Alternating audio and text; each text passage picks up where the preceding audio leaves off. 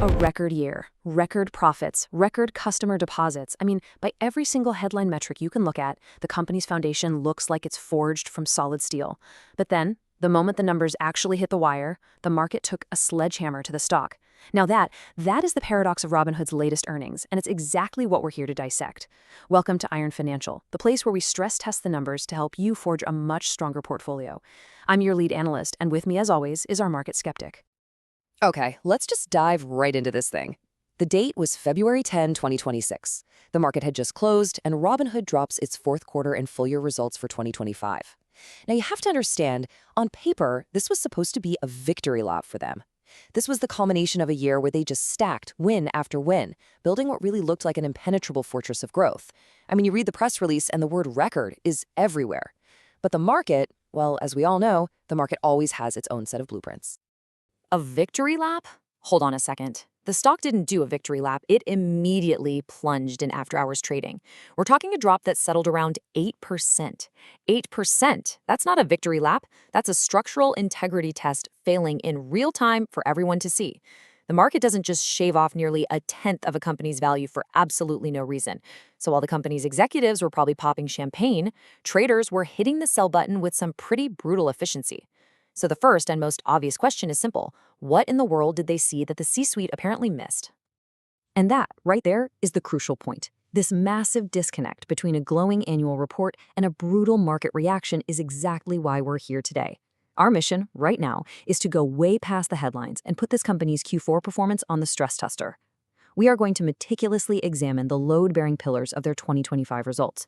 And then we are going to grab our flashlights and go looking for the hairline fractures that the market seems to be pricing in. The question is crystal clear. Is the foundation of this company as solid as they claim, or is the market seeing critical, dangerous flaws that could lead to a collapse? So let's start by framing this conflict properly. We're calling this first section the earnings paradox because, well, that's exactly what it is. It's a fundamental battle between two completely different narratives. On one side, you have the company's story of a wildly successful quarter, and on the other, you have the market's immediate and incredibly harsh verdict. Understanding this paradox is absolutely key to understanding the entire investment thesis, or maybe the lack of one, for Robinhood at this very moment. Right. So let's just boil this down to its simplest parts. The entire paradox lives right here on this slide. See, on one hand, you have earnings per share, what we call EPS. They beat the street's expectations. That's the headline most companies would kill for. But, and this is the really important part for a company like this, on the other hand, you have revenue, the top line number, and they missed.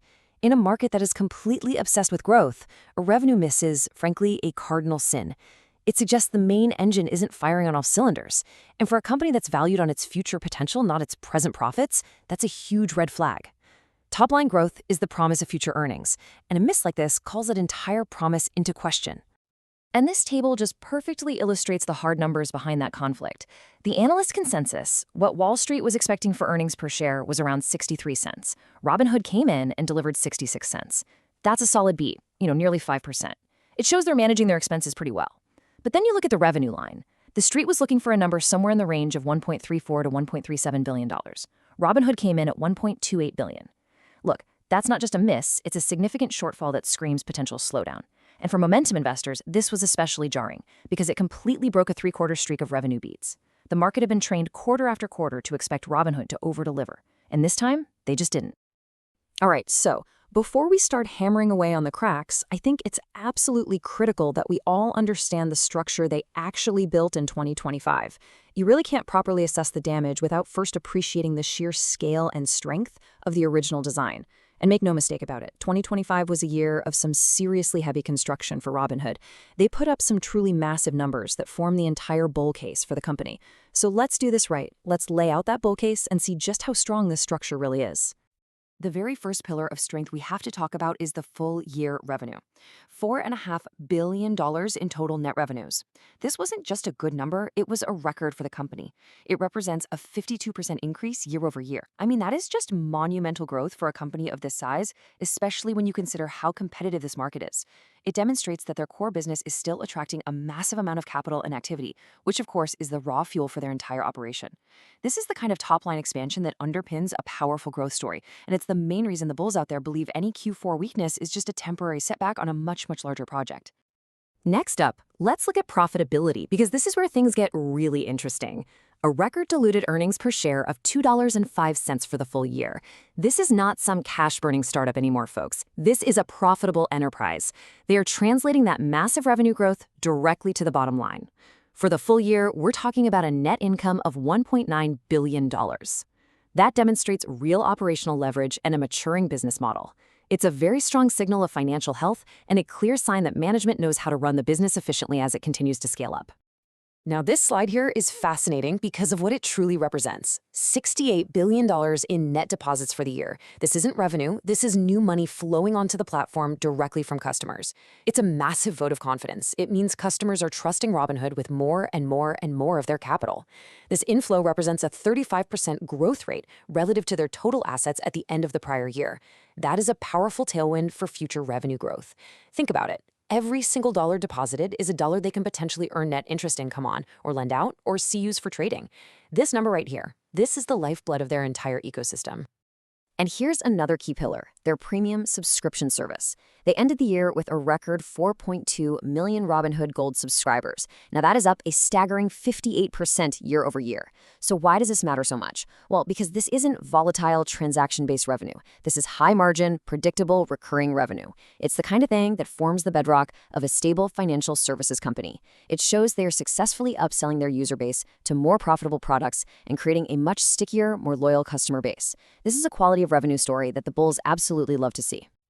And all of that heavy construction, all these pillars we just talked about, culminates into this one number, $324 billion in total platform assets. This figure, which is up 68% year over year, represents the sheer, massive scale of the ecosystem that Robinhood has managed to build. It's the sum of all the equities, all the options, the crypto, and the cash their customers hold on the platform. A larger asset base gives them so much more to monetize through things like interest, securities lending, and other services. This is the fortress they built in 2025. Okay, so you hear the quote from the new CFO, Shiv Verma. Record, new highs, revenues, profits. I mean, it sounds perfect, doesn't it? It sounds completely indestructible. But my job here is to ask the tough question. If the year was so flawless, if every single brick was laid perfectly, then why in the world did the stock get demolished? If the foundation is so strong, why did the market act like it just failed an earthquake inspection? The full year numbers are history. The market trades on the future. And that brings us perfectly to our next section. It's our job here at Iron Financial to look past that shiny new facade and run a full diagnostic on the underlying structure. The market priced in some really serious weakness after that report, and we need to find out exactly where it's coming from. So it's time to put on the hard hats, grab the blueprints, and go looking for the cracks in this foundation. And we find the first one right here, buried deep in their transaction revenue. Now, at first glance, some of this looks pretty solid. Options trading revenue up 41% year over year to $314 million. Equities trading up 54% to $94 million. Okay, those are strong load-bearing columns. But then you see it, that third column, crypto. Revenue from crypto trading was down a massive 38% year over year, coming in at just $221 million. That's not a hairline crack, people. That's a major fissure, and it exposes just how volatile and unreliable that revenue stream really is. And just to give that some critical context, the market shock was really amplified by what had just happened in the previous quarter. See, in Q3, Robinhood's crypto revenue had surged an incredible 300% year over year to $268 million. Investors saw that absolutely explosive growth, and they likely extrapolated it forward. They thought the party would keep going. So when Q4 came in not just flat, but in a deep 38% year-over-year decline, it was a violent, shocking reversal of momentum. The market hates surprises, and believe me, this was a very unpleasant one. The January preliminary data showed the pain continuing, with Robinhood app crypto volumes down another 57% year-over-year. That's not a recovery. That's an acceleration of the decline. The next crack we found is in the growth engine itself. Just a few minutes ago, we were praising the full-year net deposit growth of 35%. That was a huge part of the bull case. But when Robinhood gave its preliminary operating data for January 2026, the entire picture changed dramatically. The annualized net deposit growth rate for January was just 17%. It's been cut in half. This is what we call a leading indicator. It suggests that the flow of new money, the very lifeblood of their growth, is slowing down significantly as we head into the new year. That is a direct hit to the long-term growth story. So this all leads to a very pointed and, frankly, very uncomfortable question. Robinhood's entire vision, their whole pitch, is to build this financial super app. But if your most volatile revenue stream is completely collapsing and your new deposit growth is slowing this sharply, you have to ask, is the engine starting to sputter? Are these just a couple of isolated issues, or are they symptoms of a deeper problem with their ability to attract and retain customer assets and engagement? The market, right now, seems to be betting on the latter. Okay, so we've clearly identified the primary cracks, a collapse in crypto revenue and a very sharp deceleration in deposit growth. Now, the big question becomes, can they patch these holes? Can they reinforce the structure for the future? And that brings us to the 2026 stress test.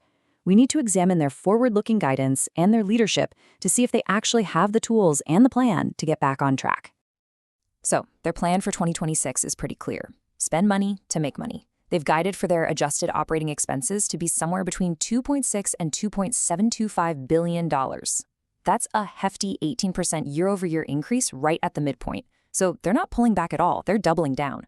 The stated reasons are to accelerate product velocity, ramp up their marketing, and really push their international expansion. This number also includes absorbing the full year costs of their big acquisitions like Bitstamp. The bull case here is that this is a necessary, heavy investment to build out the super app and reignite growth for the long term. You have to spend money to build. But at the same time they're planning this massive spending spree, there's another pretty significant variable, a change in leadership right at the top of the finance department. Jason Warnick, the company's longtime CFO, is retiring. His replacement, Shiv Verma, was appointed just days before this incredibly volatile earnings report was released. Now look, transitions happen all the time, but the timing here is interesting, to say the least. You have a brand new CFO taking the controls right as the company is navigating a revenue miss, a crypto collapse, slowing growth, and a huge increase in planned spending. It just adds another layer of execution risk and uncertainty that you can bet the market definitely noticed. All right, we've done the work. We've examined the solid pillars from their record-breaking 2025. We've also identified the really serious cracks that appeared in that fourth quarter. So now it's time to put it all together, weigh all the evidence, and deliver the iron financial verdict on Robinhood's structural integrity. The bull case, which is the argument for a solid foundation, really rests on the full-year results. You simply cannot ignore a record $4.5 billion in revenue and $2.05 in earnings per share. Their recurring revenue from 4.2 million Gold subscribers is a massive strength, providing a stable, predictable base.